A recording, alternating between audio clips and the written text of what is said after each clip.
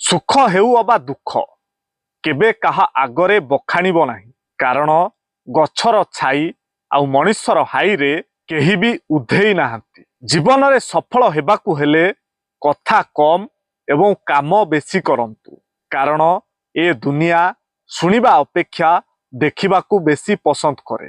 କିଛି ଲୋକ ସେମାନଙ୍କ ଶବ୍ଦ ଦ୍ୱାରା, କିଛି ଲୋକ ସେମାନଙ୍କ କାମ ଦ୍ୱାରା ଏବଂ କେହି କେହି ସେମାନଙ୍କ ନୀରବତା ଦ୍ୱାରା ଆମକୁ ଆଘାତ ଦେଇଥାନ୍ତି। କିନ୍ତୁ ସବୁଠାରୁ ବଡ଼ ଆଘାତ ହେଉଛି ଆମେ କାହାକୁ ଗୁରୁତ୍ୱ ଦେଲା ପରେ ସେମାନେ ଆମକୁ ଅଣଦେଖା କରନ୍ତି।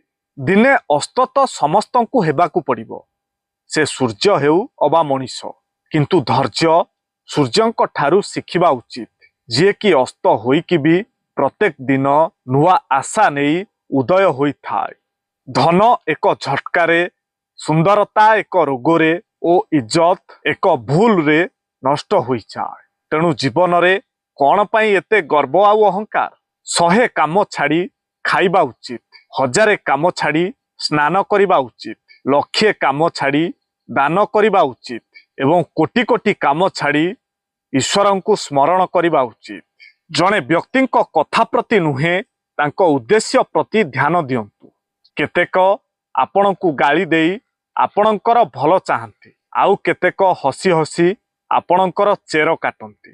ସମୟକୁ କେବଳ ଅପେକ୍ଷା କର, ସମୟ ସମସ୍ତଙ୍କର ସଠିକ ସମୟରେ ଅସଲ ମୁଖା ଖୋଲି ଦେଇଥାଏ। ନଦୀର ସ୍ରୋତ ପଥରକୁ କାଟିଥାଏ, ନିଜର ଶକ୍ତି ପାଇଁ ନୁହେଁ, ବରଂ ନିଜର ନିରନ୍ତର ପ୍ରଚେଷ୍ଟା ପାଇଁ। ସେହିପରି ଜୀବନରେ ଛୋଟ ଛୋଟ ଚେଷ୍ଟା ଦିନେ ବିରାଟ ସଫଳତା ଆଣି ଦେଇଥାଏ। କ'ଣ ସାଙ୍ଗମାନେ, ଠିକ୍ ତ? କମେଣ୍ଟରେ ଆପଣଙ୍କର ଉତ୍ତର ଲେଖିବା ପାଇଁ ଅନୁରୋଧ। ଆଉ ଯଦି ଭିଡ଼ିଓଟି ଆପଣଙ୍କୁ ଭଲ ଲାଗିଥାଏ ତାହେଲେ ନିଶ୍ଚୟ ଗୋଟିଏ ସେୟାର କରିବେ। ବୟସ 1 ଖୁସି, ବୟସ 3 ମୋ ବାପା ଭଲ ବାପା, ବୟସ 7 ମୋ ବାପା ଦୁନିଆର ସବୁଠୁ ଭଲ, ବୟସ 13 ମୋ ବାପା ବହୁତ ରାଗି, ବୟସ 16 ବାପା ମୋତେ ଭଲ ପାଆନ୍ତି ନାହିଁ, ବୟସ 21 ବାପା ଖାଲିଟାରେ ଗେଁ ଗେଁ ହେଉଛନ୍ତି, ବୟସ 28 ବାପା ତମେ କିଛି ଜାଣିନ, ବୟସ 35 ବାପା ତମେ କିଛି କହିବନି, ବୟସ 60 ବାପାଙ୍କ ସହ କଥା ହେବା ପାଇଁ ଇଚ୍ଛା ହେଉଛି, ବୟସ 75 ଆଜି ବାପାଙ୍କର ସବୁ କଥା ମନେ ପଡ଼ୁଛି।